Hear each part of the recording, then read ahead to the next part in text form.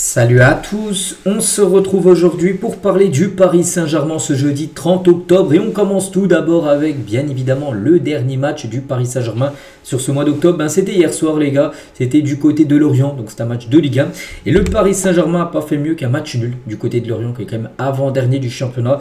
Donc un triste résultat bien sûr pour l'équipe parisienne qui a eu la maîtrise du ballon on va dire, la possession bien sûr, tout ça a été côté PSG mais ça a été un match beaucoup trop brouillon lors de cette rencontre. Du coup partage des points, donc Nuno Mendes a été le buteur côté Paris Saint-Germain. Donc prochain match les gars, ça sera samedi après-midi, donc dès après-demain ça sera 17h contre l'équipe de Nice où il faudra montrer un autre visage parce que le PSG quand même en Ligue 1 cette saison c'est compliqué. Il y a déjà eu 10 matchs mais il y a eu quand même beaucoup de matchs avec des contre-performances. L'Impact contre Lorient, il y a eu le 3-3 contre Strasbourg.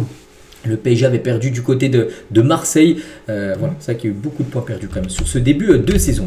Et le PSG, ce qui est fou les gars, a déjà perdu 6 points après avoir mené au score en Ligue 1. Alors quand Paris les gars mène en Ligue 1, le match est quasiment gagné. Donc là Paris mène à 0 et ils ont perdu 2 points. Vu que Lorient a su égaliser bien sûr. C'est 6 points de perdus, soit autant que l'ensemble de l'exercice précédent dans l'élite pareil. Saison dernière, 6 points de perdus quand tu as mené au score, mais sur les 34 matchs. Alors que là, on est seulement au bout de 10 matchs. Il y a déjà 6 points de perdus. C'est autant que la saison dernière. Et le PSG a encaissé 6 buts lors de ses 4 derniers matchs officiels. 6 buts pris, 4 derniers matchs. Attention, la défense là commence à prendre trop de buts. On sait que défensivement, il faut être très costaud. Surtout, on n'est pas non plus dans le sprint final de la saison. Bien sûr, mais quand on va parler de la Ligue des Champions, tout ça, tu ne pourras pas prendre autant de buts et passer les tours, bien sûr. Donc, il y a pas mal de choses comme à rectifier actuellement du côté de Paris. Et sur Méga PSG, donc lui l'ami, c'est vraiment pénible d'avoir systématiquement on peut dire, nos 2 recrues sur chaque but que l'on encaisse depuis le début de saison. Donc coupable en gros, donc Zarbani, là sur le but hier pris, Zarbani il se fait complètement manger, il est lourd Il est lourd les gars, Zarbani, le temps de se retourner, tout ça. Oui, peut-être physiquement les gars, c'est quand même un sacré gabarit, il doit faire 1m90 tout ça. Mais en vitesse, tout ça, il se fait manger souvent. Souvent les gars, des matchs, on se souvient de match contre Leverkusen, malgré la victoire 7-2, il prend le rouge, il cause 2 pénaltys. Hier, il se fait totalement manger par le joueur de Lorient, j'ai pas son nom. Et aussi Chevalier les gars, sur le but hier, la frappe juste avant, il renvoie le ballon en plein dans l'axe. Après, je suis pas gardien, j'en sais rien, mais est-ce qu'il y avait peut-être mieux à faire? Certainement. C'est vrai que pratiquement sur chaque but qu'on prend, c'est les 2 recrues, on va dire, où c'est un peu fautif. Les 2 recrues, donc Zarbani, bien sûr, Chevalier. Donc pour l'instant, à Paris, les supporters sont plutôt déçus, on va dire, du recrutement du dernier mercato. C'est comme ça. On continue cette fois-ci, donc toujours avec la Ligue 1. Donc du coup tous les résultats de cette 10e journée. Donc à noter que le PSG, malgré le match nul, Paris avait l'occasion quand même de ne plus être premier. Paris est toujours premier, parce qu'en gros des clubs comme Marseille, ils sont fait accrocher par Angers. Ils gagnaient 2-1, ils allaient être premiers, puis ils se sont fait égaliser à la 96e minute de jeu à Marseille. Donc du coup ils restent pas premiers, ils sont pas premiers. Et Lyon aussi aurait pu revenir sur le PSG. Ils se sont fait accrocher par le Paris FC. Ils gagnaient 3-0 l'équipe de Lyon. Et Paris FC dans son stade Jean-Bouin, le stade juste à côté du parc, ils sont revenus à 3-3, fait une remontada.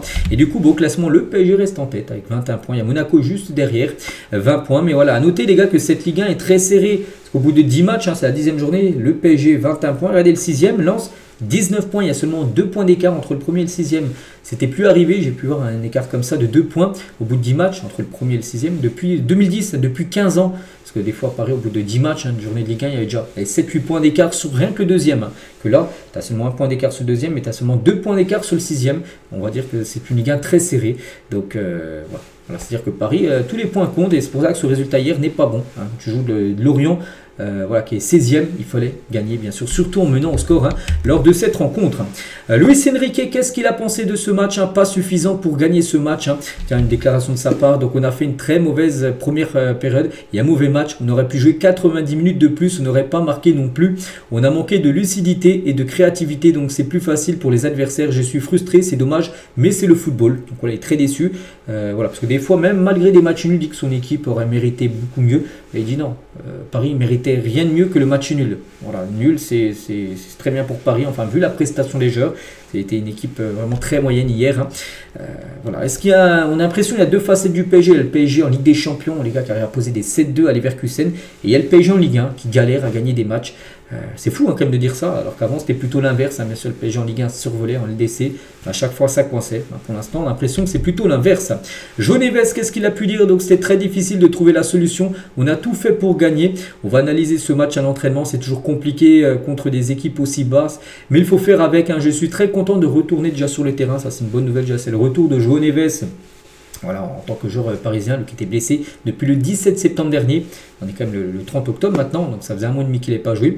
Donc je me sens très bien physiquement. Pour le moment, on ne sait rien pour Doué. On attend, on va parler de Doué. Bien sûr, après ça, c'est la catastrophe bien sûr de la soirée.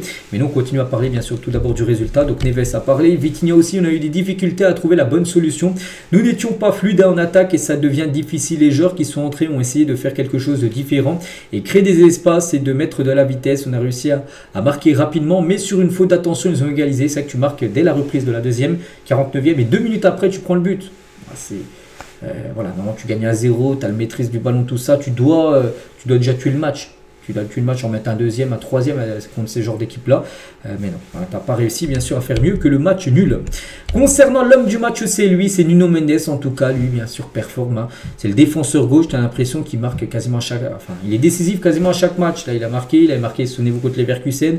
Chaque fois, c'est lui l'homme du match. Contre le Barça, souvenez-vous aussi en LDC, il avait été l'homme du match. Quel joueur ce Nuno Mendes. Voilà, 5 duels gagnés, 2 interceptions et surtout un but. Grâce à son but, Paris au moins ne perd pas quand même du côté de Lorient. Concernant les notes de ce Lorient-Paris Saint-Germain, donc les notes hautes, il y a surtout Nuno Mendes, une note de 7 et Marquinhos 6. Après Beraldo, ça a 5, Chevalier, ça a 5 également, Zarbani qui était défenseur droit. Non, défenseur droit, ça quand tu passes de Hakimi à Zarbani, c'est le jour et la nuit. Voilà, bon, Hakimi, on savait qu'il n'était pas là, il reprend aujourd'hui, on savait qu'il était... il est en vacances, enfin il avait du repos, c'est pour ça qu'il n'était pas là. C'est que Zarbani, les gars, voilà, tu le fais jouer là défenseur droit, mais c'est quand même un souci. Comme je dis, comment il s'est fait déborder là sur le côté droit, c'est pas possible, 2-3 pour Zarbani. Très décevant quand même, il faut l'avouer, les gars, si on fait le bilan 2 mois après son arrivée, il n'y a pas beaucoup de matchs référence de Zarbani. Sur 10 matchs joués, il y en a peut-être 8 où il a floppé et 2 où ça a été correct. C'est pas possible, surtout pour une recrue à plus de 60 millions d'euros. Simon Jantou aussi décevant, 3. Dembélé aussi, il faisait son retour avec Mbaye également, 3. C'est vrai que ça a été un PSG, un très moyen PSG, vu bien sûr la prestation des Parisiens qui méritent rien de mieux que ce match nul. Le PSG contre Lorient a réalisé quand même 78% de possession de balle, donc oui, la possession était là. 78% de possession de balle, c'est énorme, mais c'est même le taux le plus élevé à l'extérieur en Ligue 1 depuis 2006. Voilà, c'est énorme. Depuis quasiment 20 ans, le PSG n'avait pas eu un taux de possession aussi élevé à l'extérieur en Ligue 1. Mais bon, ça ne veut pas dire que tu as la balle, que tu gagnes le match, la preuve avec le résultat hier. On va parler maintenant de Désiré Doué. Ça, c'est quand même la catastrophe de la soirée. Donc déjà, il y a eu 2 gros coups durs. Déjà, le premier coup dur, c'est le résultat. Alors là, tu perds 2 points comme à Lorient alors que tu menais. Et le deuxième coup dur, c'est la blessure Désiré Doué, voilà, qui s'est blessé tout seul. Il s'est touché direct la cuisse derrière. La cuisse, de toute façon, derrière la cuisse, c'est... Voilà, c'est les ligaments qui a dû être touché. Donc là, on parle d'une profonde déchirure de la cuisse droite. Donc profonde déchirure. C'est pas bon les gars, c'est musculaire, ça va prendre beaucoup de temps. Donc il a quitté quand même le stade du Moustoir, donc de Lorient en béquille. Donc la durée de son absence n'a pas encore été précisée, mais ça sent rien de bon. Quand tu le vois comme ça, quand tu le vois en train de se toucher la cuisse, tu le vois sortir sur civière, tu sais que c'est pas du tout une bonne nouvelle bien sûr. Donc il va être forfait plusieurs semaines. Donc le journal, les journaux, bien sûr, la presse, tout ça, le Parisien évoque une absence de Doué pour une durée similaire à celle de sa première blessure. Souvenez-vous, il a déjà été blessé en début de saison, il a déjà loupé 6 semaines, en gros, ça devrait être la même blessure. Est-ce que c'est une rechute? Est-ce qu'il est blessé au même endroit où il avait été blessé? Ça, je ne sais pas. À noter qu'il va passer aujourd'hui des examens complémentaires vont être réalisés aujourd'hui pour avoir un diagnostic final. Voilà, il ne va pas signer Rennes pour savoir tout ça, mais on parle d'une absence autant de temps que ce qu'il avait été blessé lors de début de saison. Il avait loupé 6 semaines, un mois et demi. Normalement, ça devrait être là. 6 semaines, voilà. On pense, je ne sais même pas s'il va pouvoir rejouer sur cette année 2025. Parce que là, peut-être ils vont vouloir pas le faire revenir trop rapidement, bien sûr. Donc, voilà. Après, on se dit, voilà, vaut mieux peut-être qu'il ait cette blessure-là, à ce moment-là. Bon, c'est déjà comme la deuxième. Qu'au mois d'avril, où c'est le sprint final de la saison. Mais voilà, c'est un joueur qui vient un début de saison très compliqué, bien sûr. Désiré Doué, c'est dommage, parce que quand on se souvient de son retour, les gars, il y a quelques jours... à la Doué, qui revenait au niveau après son doublé contre Leverkusen, souvenez-vous, il avait joué un magnifique match, et là, patatras, il se reblesse.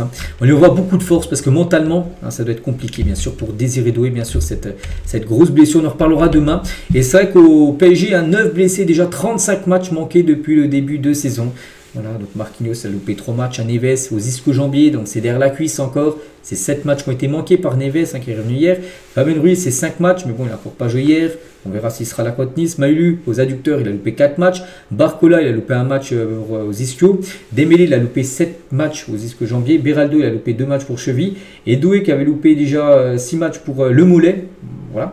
Donc c'est vrai que c'est pas la même blessure. Si c'est mollet, là c'est les cuisses. Donc là, cuisse point d'interrogation. Donc là aussi, si c'est quasiment 2 mois, c'est du 7-8 matchs encore d'absence. Voilà, ça fait beaucoup de blessures, bien sûr, sur ce début de saison du côté de Paris.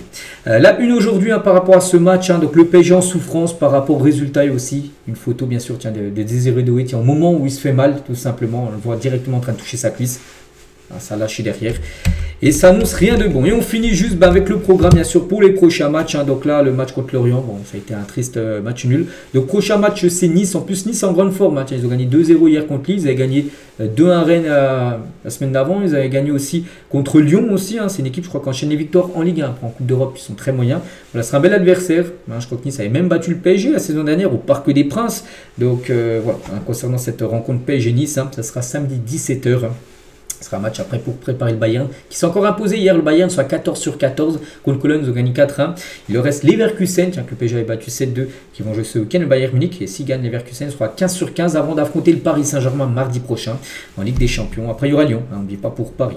Donc voilà ce qu'il y a à dire aujourd'hui. J'espère que ça vous a plu. Donc nous on se retrouve demain, bien sûr, demain vendredi. On reparlera bien sûr de Doué, tout ça. On commencera aussi à préparer le match contre jeudi Nice samedi après. Mais allez, bonne journée à vous et à demain.